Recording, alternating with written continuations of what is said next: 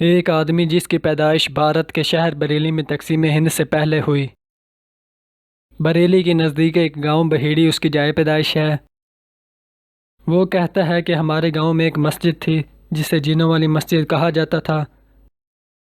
ہمارے ہاں یہ بات مشہور تھی کہ اس مسجد میں عشاء کی نماز کے کچھ دیر بعد جب نمازی اپنے اپنے گھروں کو لوٹ جاتے ہیں تو وہاں جنات کی نماز باجماعت ہوتی ہے۔ اس مسجد کے صحن میں ایک کنواں بھی تھا اور صحن کے دونوں جانب دروازے تھے۔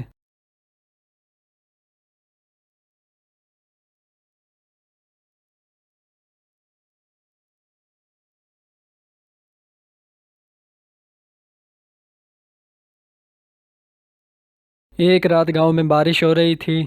میری والدہ نے مجھے ایک خوان میں سالن دیا اور کہا کہ پھپھی کے گھر دے آؤ۔ میں نے چھتری لی اور کھانا لے کر نکل پڑا۔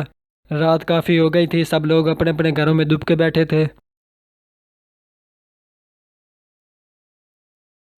میں نے سوچا کہ اگر میں جنوں والی مسجد کے اندر سے ہو کر گزر جاؤں تو پھپھی کے گھر جلد پہنچ جاؤں گا۔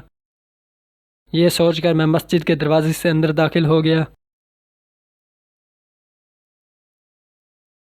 ابھی میں دوسرے دروازے تک پہنچا ہی تھا کہ اس کی کنڈی خود بخود چڑھ گئی۔ یہ دیکھ کر میں خوف زدہ ہو گیا اور کھانا لے کر الٹے پاؤں واپس لوٹا تو پچھلا دروازہ بھی بند ہو چکا تھا۔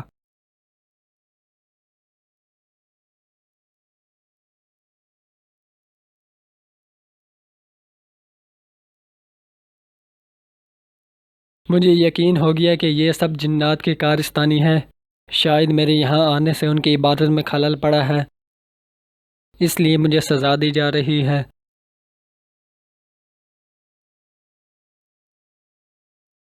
میرا دل بہت زور زور سے دھڑک رہا تھا۔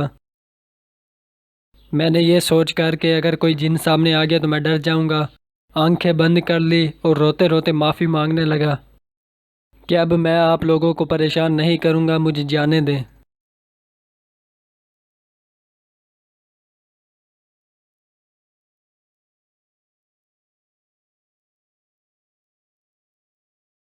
اسی وقت مجھے دروازہ کھلنے کی آواز آئی۔ میں نے پیچھے دیکھے بغیر دروازے سے باہر کی طرف دوڑ لگا دی اور گھر پہنچ کر ہی دم لیا۔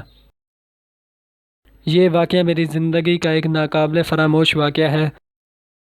جنوں والی مسجد میں گاؤں کے چند لوگوں نے اپنی آنکھوں سے جنات کی نماز باجماعت دیکھی ہے۔